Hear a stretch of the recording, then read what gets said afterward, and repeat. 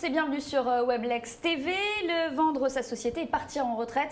On va s'y intéresser tout de suite. Le départ en retraite d'un dirigeant de société s'accompagne d'un passage de témoin. Il pourra transmettre sa société à ses enfants qui souhaitent poursuivre le développement de l'entreprise familiale. Mais faute de successeur, eh bien, il pourra aussi envisager de vendre les titres de sa société. Se pose alors la question du coût fiscal de cette vente qui pourra alors se faire sous ce dispositif particulièrement avantageux à condition de respecter toutes les conditions. Et pour évoquer ce sujet aujourd'hui, eh bien, nous accueillons Olivia Tresmontant, avocat chez Horatio, et Gaylor Gravelot, dirigeant de la société Interface Transmission spécialisée dans la cession d'entreprise. Bonjour à tous les deux, merci d'être avec nous. Première question pour Gaylor Gravelot. Est-ce que vous pouvez nous présenter en quelques mots ce dispositif fiscal à la vente des titres de la société lors d'un départ en retraite ?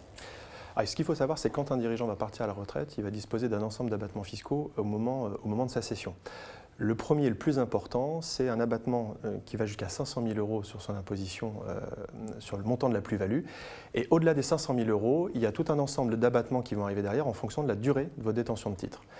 À savoir 50% entre 1 et 4 ans. Au-delà de 4 ans, on est à 65%. Et au-delà de 8 ans, enfin 8 ans minimum, excusez-moi, nous sommes à 85%. Attention cependant, au-delà des abattements, il y a également les prélèvements sociaux qu'il ne faut pas oublier, sur lesquels il n'y a pas d'abattement, est toujours à 15,5%. Alors Olivia, j'imagine que ce dispositif, comme tout avantage fiscal, s'applique sous réserve évidemment de certaines conditions. Est-ce que vous pouvez nous rappeler à quelles conditions justement un dirigeant pourra donc optimiser la vente de sa société ?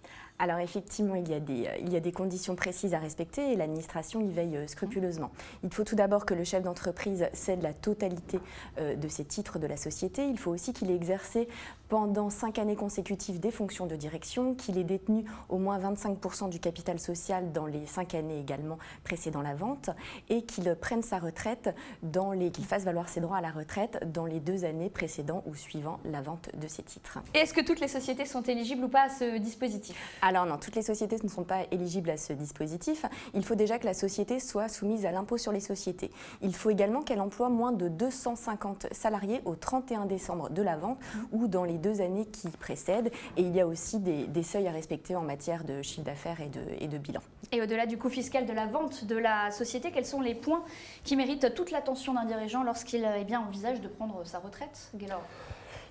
Comme on le disait tout à l'heure, l'abattement est lié aussi à la possibilité de prendre son départ à la retraite. Donc il va falloir que le dirigeant, à un moment donné, surtout quand il a une carrière longue, où il a pu être salarié et des fois aussi passer travailleur non salarié, puisse reconstituer sa carrière et être sûr de la durée de d'avoir la date exacte de son départ à la retraite. Ça, c'est le premier point. Et puis, il y a un point de vigilance à avoir. Quand à un moment donné, l'argent part d'une sphère professionnelle pour aller vers une sphère personnelle, il faut être vigilant aussi par rapport à son ISF, sur lequel il peut y avoir des répercussions à l'issue de la cession. Merci à vous deux d'être venus sur notre plateau et à très vite, évidemment, sur Weblex TV.